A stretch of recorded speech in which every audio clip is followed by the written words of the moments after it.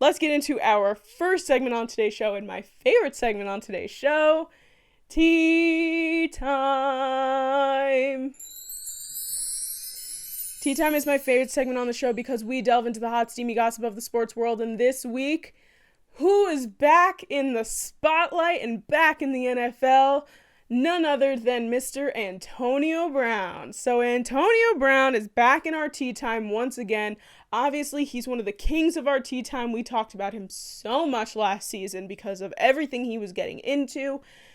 So now we are talking about Antonio Brown on this Tea Time because apparently before he was signed by the Buccaneers, this is about a month ago in mid-October, before he was even signed by the Buccaneers, he lives in a living community in Hollywood, Florida, where he destroyed a security camera and he threw a bicycle at a security guard. He was arrested for a criminal mischief charge, which is a misdemeanor. And the president of the living community was afraid to press charges because she thought Antonio Brown would retaliate and hurt her employees.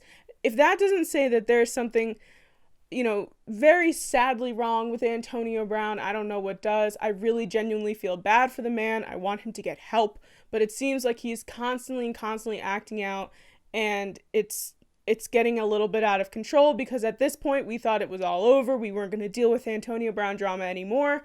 Yet here we are talking about how he assaulted a security guard by throwing a bicycle at him. So obviously he has since made amends with the Hollywood Oaks Homeowners Association, and the NFL was unaware of this event before he signed with the Buccaneers. So again, I was not surprised to see this from Antonio Brown. We've seen constantly something going on with the man. Something always seems to be going on with him. I mean, we've had numerous amounts of tea times with Antonio Brown. The fact that he's on the Buccaneers now, the fact that he's with Tom Brady, I'm hoping that that is the kind of thing that he needs, that kind of settles him down, that kind of grounds him. But, if something else happens again, do the Buccaneers keep him? Is he going to get arrested? What? I don't know what's going to happen here. But it seems like right now this isn't enough, obviously, because there's no charges against him. So the Buccaneers probably aren't going to get rid of him. But again, it's something to keep our eyes on because we've seen Antonio Brown act up and get released by teams no later than a year ago. So it is what it is, but Antonio Brown continues to be our reigning leader in our tea times.